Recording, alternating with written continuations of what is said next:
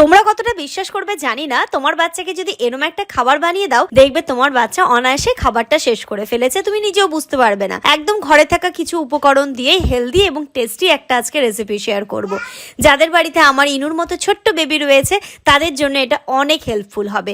খুবই সহজ, চটজলদি রেডিও হয়ে যায়, এটা তৈরি করতে খুব বেশি কষ্টও নেই।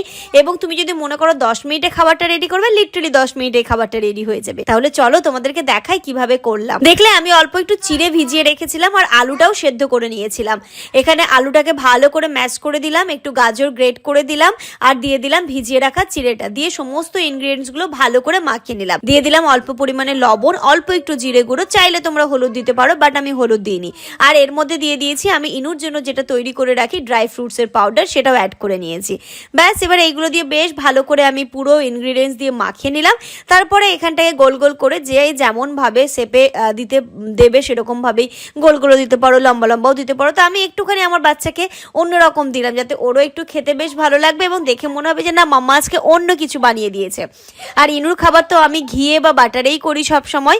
দেখো না, আমি এখানে প্যান বসিয়ে নিয়েছি আর দিয়ে দিচ্ছি অল্প পরিমাণে বাটার। বাটারটা প্যানের মধ্যে ভালো করে ঘষে এই যে ছোট ছোট টিক্কি গুলো এর মধ্যে দিয়ে দিচ্ছি। আমি এটার নাম দিলাম চিড়ের টিক্কি। তোমরা কে কি নাম দিয়ে দিয়েছো বা দেবে, বা এরকম যদি করে থাকো বা এটার কি নাম দেওয়া যেতে পারে অবশ্যই কমেন্টের মাধ্যমে জানাবে। আমি ইনুকে বলছি মাম্মা এটা হচ্ছে চিড়ের টিক্কি, ও বলছে টিক্কি টিক্কি, মানে হ্যাঁ মা এটা চিড়ের টিক্কি।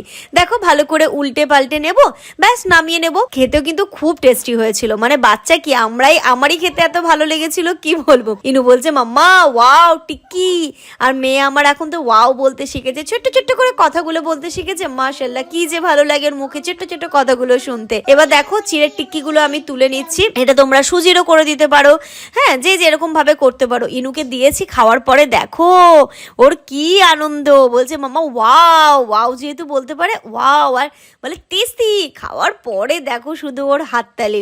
একটু ইনু কেন, সমস্ত বাচ্চারাই ডিফারেন্ট ডিফারেন্ট খাবার খেতে পছন্দ করে।